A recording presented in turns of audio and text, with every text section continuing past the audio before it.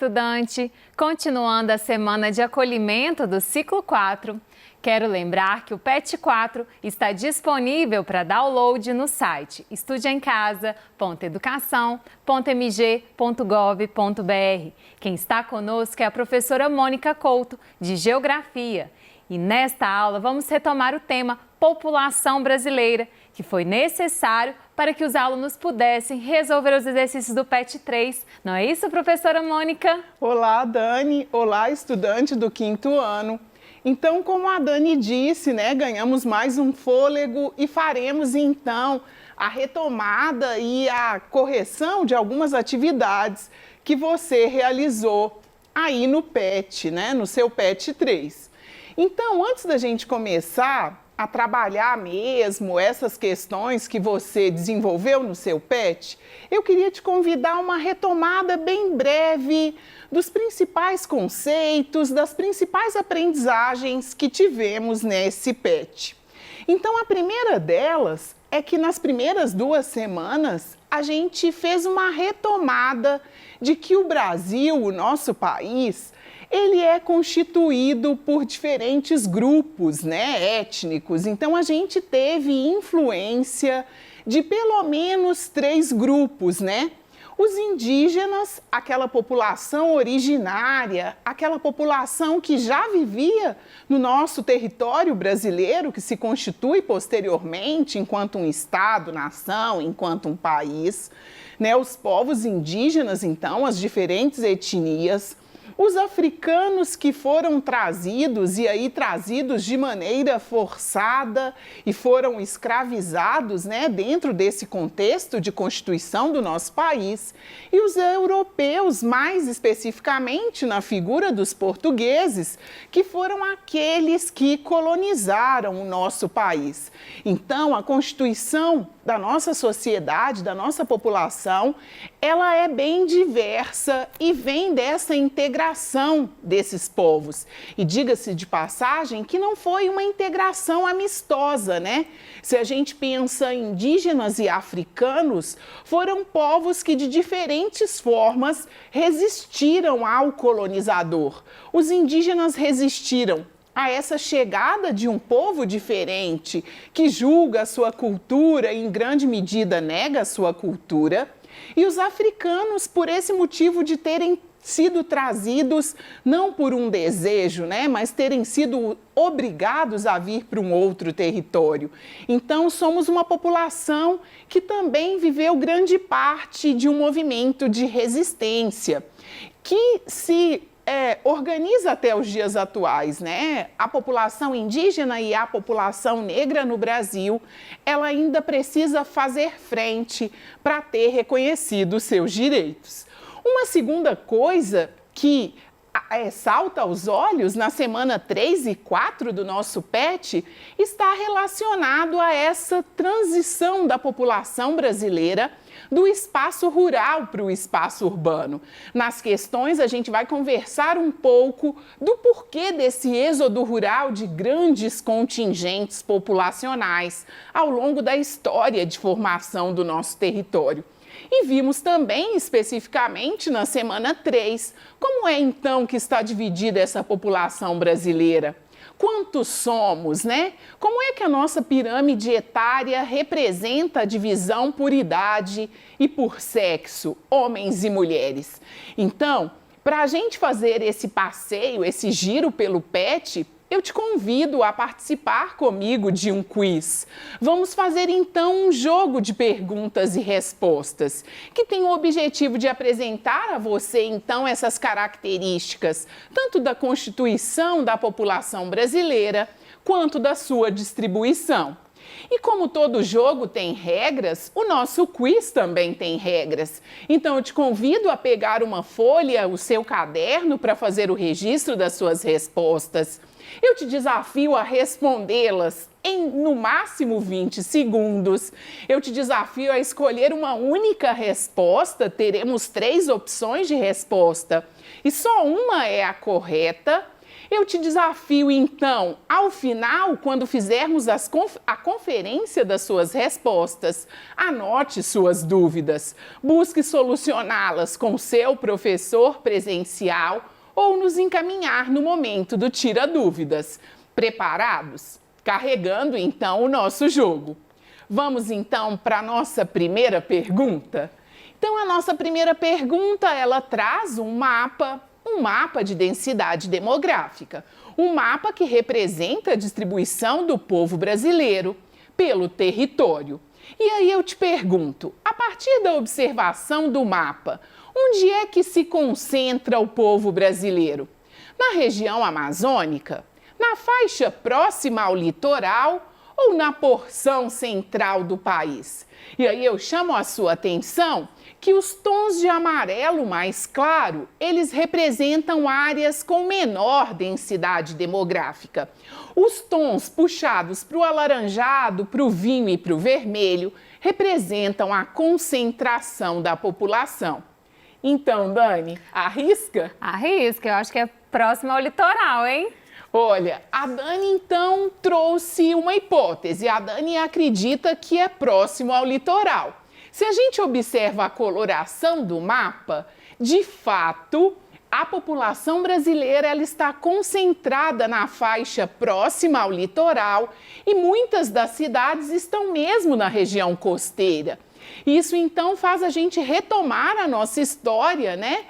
Os povos indígenas, os povos originários que aqui já viviam, se distribuíam por esse território que hoje é o Brasil, mas o colonizador ele chega pelo litoral. Então é no litoral que há a formação das primeiras cidades.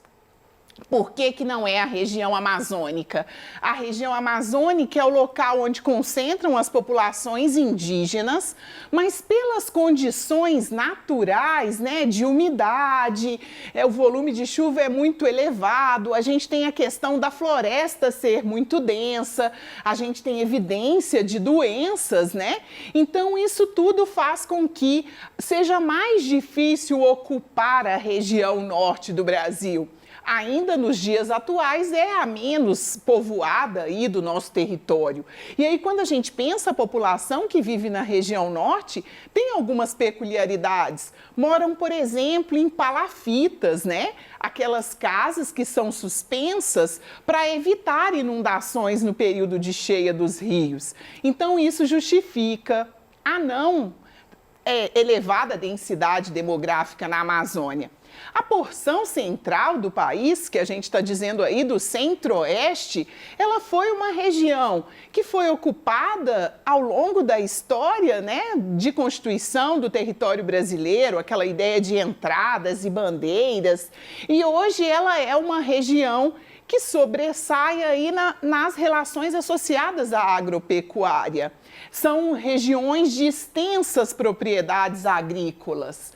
Então, pronto para a próxima pergunta? Pronta, Dani? Bora lá! A próxima, então, a gente tem um gráfico. Vocês vão observar que a gente vai usar diferentes imagens. Começamos com um mapa, agora vamos para um gráfico.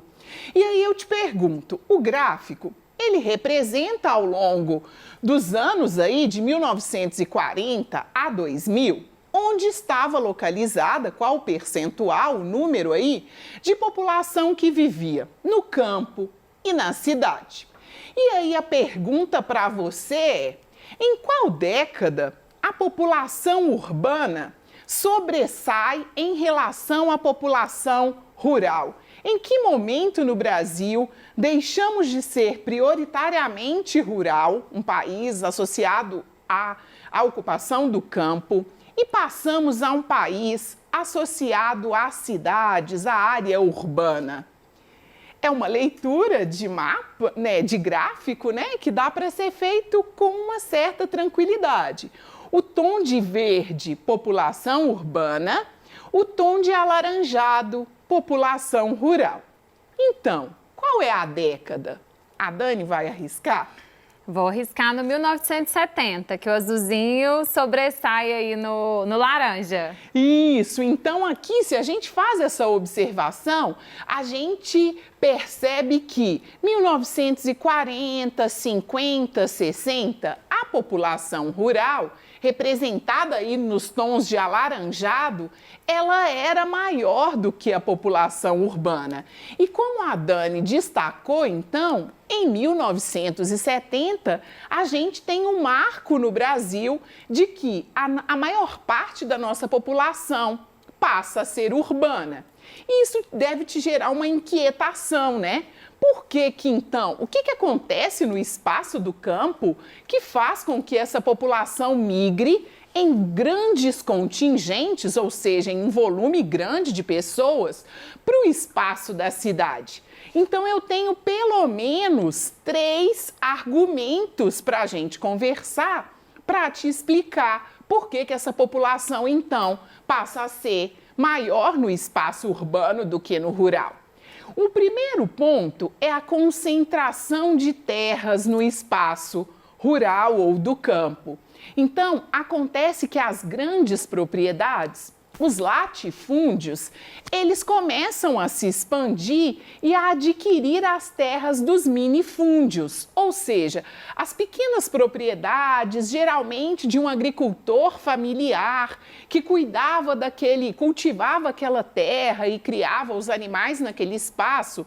Ele passa a não conseguir competir com essas grandes propriedades, que trazem em si aí a questão da mecanização do campo. Então, em grande medida, a concentração de terra faz com que grandes contingentes migrem para o espaço urbano. Um outro ponto que vale a pena a gente pensar é a questão da industrialização. Estamos num contexto, estamos aqui na terceira, quase quarta fase da industrialização brasileira. Então aqui você tem aquelas iniciativas que começam com Getúlio Vargas, caminham com Juscelino Kubitschek. Então há essa intenção de trazer o progresso, entre aspas, aí para o Brasil, pensando a questão da industrialização. Então, a constituição de indústrias no espaço urbano também atrai a população para as cidades, sem contar que as cidades ela traz esse fascínio, né? O que é deixar o espaço rural, que de repente era aquele espaço que não tinha energia elétrica, e de repente vir para a cidade? Então, são algumas das características que justificam esse crescimento da população em 1970. Vale a pena destacar que atualmente somos 84% vivendo nas cidades. Então, 84% dos brasileiros hoje vivem nos centros urbanos. Fica a dica que é um grande desafio para a administração pública, né? Pensando essa garantia dos direitos à moradia, ao saneamento básico. Então, é um grande desafio vivermos nas cidades. 1940 era um contexto em que éramos basicamente um país agrário mesmo, né? O Brasil se dedicava principalmente à pauta de exportação de produtos agrícolas, por isso que o espaço urbano era menos significativo e menos ocupado. Em 1960, a gente já observa algum crescimento. Lembra que citei aqui Juscelino Kubitschek, Getúlio Vargas? Aqui a gente já está sobre efeitos, né, desses governos que buscavam aí essa questão do progresso por meio da industrialização. Então cresce, mas ainda não é o momento que sobrepõe. Atualmente, então, 84% da nossa população vive no espaço urbano. Vamos para a próxima pergunta? Essa próxima questão, Dani, ela trata da pirâmide etária, ou seja, daquele gráfico que a geografia usa para distribuir a população por sexo e idade. E aí você está podendo observar que a gente trouxe um esquema mais didático, né? Um esquema menos formal, mas que traz as 3 faixas etárias. Os jovens, que vão de 0 a 19 anos, os adultos de 20 a 59 e os idosos mais de 60 anos. E aí eu pergunto para você e para a Dani, quando o topo da nossa pirâmide o local onde estão inserida a população idosa, está inserida a população idosa, ele se torna mais largo, isso significa o quê? A nossa população deixou de crescer? A nossa população envelheceu? Ou a nossa população se tornou apta para o trabalho? Nossa população envelheceu. Isso, então, como a gente destacou que no topo estão os idosos, significa que se esse topo passa a se tornar mais largo, significa que a nossa população envelheceu e está vivendo mais, que é algo positivo. Isso significa que a nossa esperança de vida, ela aumenta. E ela aumenta porque melhora as nossas condições, por exemplo, de saúde e saneamento. A gente não pode dizer que a nossa população deixou de crescer, porque o crescimento da nossa população, ele é observado a partir da base da pirâmide da taxa de natalidade. A gente não pode dizer que a nossa população se tornou apta para o trabalho, porque a população que é apta para o trabalho num país é a faixa do centro da pirâmide, que a gente chama de adultos, né? Não que hoje em dia muitos idosos se aposentam e ainda permanecem no mercado de trabalho. Mas a população apta para o trabalho formal, a população ativa, ela se encontra no centro da nossa pirâmide. Pronto para nossa penúltima pergunta? Dani, é mais um mapa. E a pergunta diz: em quais regiões estão concentrados os povos indígenas, também chamados de originários, no Brasil? Se a gente observa no mapa, os povos indígenas aí, eles estão representados pelas manchas em verde. Então, estudante Dani, é no Sudeste e no Sul? É no Norte e no Centro-Oeste? Ou é no Nordeste e no Norte? Norte e Centro-Oeste. Isso, então, pelo mapa aqui, né, quando a gente conhece as regiões, fica evidenciado que os nossos povos indígenas, eles se concentram numa região que a gente chama de Amazônia Legal. Ou seja, a área onde a floresta amazônica encontra-se em território brasileiro. Então, a maior concentração de povos indígenas está na região norte e centro-oeste.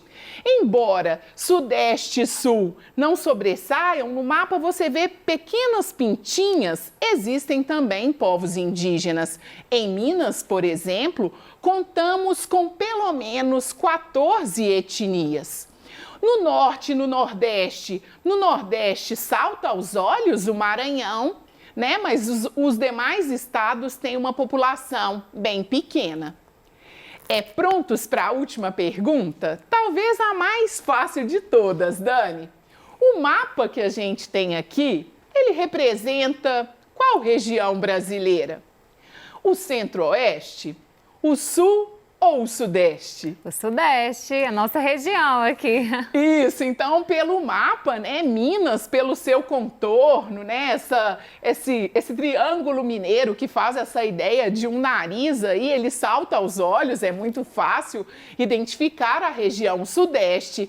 Então estamos aqui tratando do Sudeste, né, que tem aí 4 estados, 4 unidades federativas, São Paulo, Rio, Espírito Santo e Minas Gerais. Não poderia ser o Centro-Oeste, embora o Centro-Oeste seja uma região vizinha da região Sudeste, né? Minas, São Paulo fazem fronteira. Não seria o Sul, embora o Sul também seja uma região que faça divisa com a região Sudeste. Então vamos conferir as respostas para que você possa fazer o registro das suas dúvidas e buscar solucioná-las? Então, na nossa primeira pergunta, a população brasileira está concentrada na faixa próxima ao litoral. Isso se justifica pela chegada aí do colonizador e pela constituição das primeiras cidades no nosso país. Em qual ano a maior parcela da população passa a viver nos centros urbanos? em 1970. Quando o topo da pirâmide se alarga, significa que estamos envelhecendo e que a nossa capacidade melhorou aí para garantir a vida. A região, então, onde estão os povos indígenas Norte, Centro-Oeste, a nossa unidade federativa está localizada no Sudeste. Se liga, partiu PET 4. Obrigada e até a próxima aula.